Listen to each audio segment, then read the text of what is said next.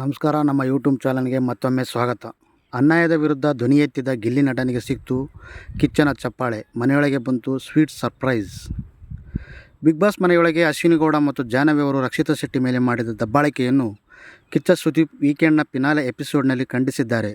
ಇದರ ಜೊತೆಗೆ ಗಿಲ್ಲಿ ನಟನಿಗೆ ಕಿಚ್ಚನ ಚಪ್ಪಾಳೆಯನ್ನು ಕೂಡ ಸುದೀಪ್ ನೀಡಿದ್ದಾರೆ. ಅದಕ್ಕೆ ಕಾರಣವೇನು? ಬಿಗ್ ಬಾಸ್ ಶೋಗೆ ಹೋಗುವ ಪ್ರತಿಯೊಬ್ಬ ಸ್ಪರ್ಧಿಗೂ ಅಲ್ಲಿ ಟ್ರೋಫಿ ಗೆಲ್ಲುವುದು ಎಷ್ಟು ಮುಖ್ಯವೋ ಅಷ್ಟೇ ಮುಖ್ಯ ಕಿಚ್ಚನ ಚಪ್ಪಾಳೆ ಗಿಟ್ಟಿಸುವುದು. ಎಲ್ಲ ಸ್ಪರ್ಧಿಗಳು ಕೂಡ ಒಂದಲ್ಲ ಒಂದು ಬಾರಿ ಕಿಚ್ಚನ ಚಪ್ಪಾಳೆಯನ್ನು ಪಡೆಯಬೇಕೆಂದು ಆಸೆ ಇಟ್ಟುಕೊಂಡಿರುತ್ತಾರೆ. ಇದೀಗ ಅಂತ ಆಸೆ ಈಡೇರುವುದು ಗಿಲ್ಲಿ ನಟನಿಗೆ ಮಾತ್ರ.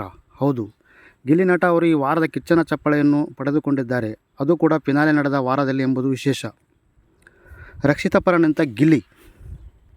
ಹೌದು, ರಕ್ಷಿತಾ ಶೆಟ್ಟಿ ಅವರ ಮೇಲೆ ಸುಖಾಸುಮ್ಮನೆ ಆರೋಪಗಳನ್ನು ಮಾಡುತ್ತಾ ಕೊನೆಯದಾಗಿ ವೈಯಕ್ತಿಕ ದಾಳಿಯನ್ನು ಕೂಡ ಮಾಡುವುದಕ್ಕೆ ಮುಂದಾದವರು ಅಶ್ವಿನಿ ಗೌಡ ಮತ್ತು ಜಾಹ್ನವಿ.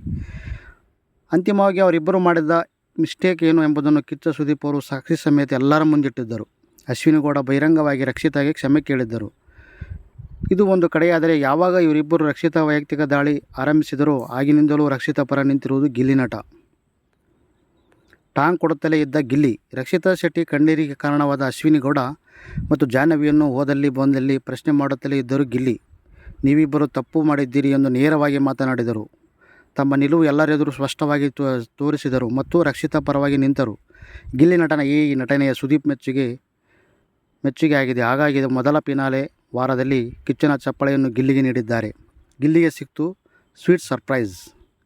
ಇನ್ನು ಕಿಚ್ಚನ ಚಪ್ಪಾಳೆ ಪಡೆದ ಸ್ಪರ್ಧಿಗೆ ಒಂದು ಸ್ಪೆಷಲ್ ಫೋಟೋ ಫ್ರೇಮನ್ನು ಕಳಿಸಿಕೊಡುವುದು ಸಹಜ. ಅಂತೆಯೇ ಗಿಲ್ಲಿಗೂ ಅಂಥದ್ದೇ ಒಂದು ಸ್ಪೆಷಲ್ ಫೋಟೋ ಫ್ರೇಮನ್ನು ಬಿಗ್ ಬಾಸ್ ಮನೆಯೊಳಗೆ ಬಂತು.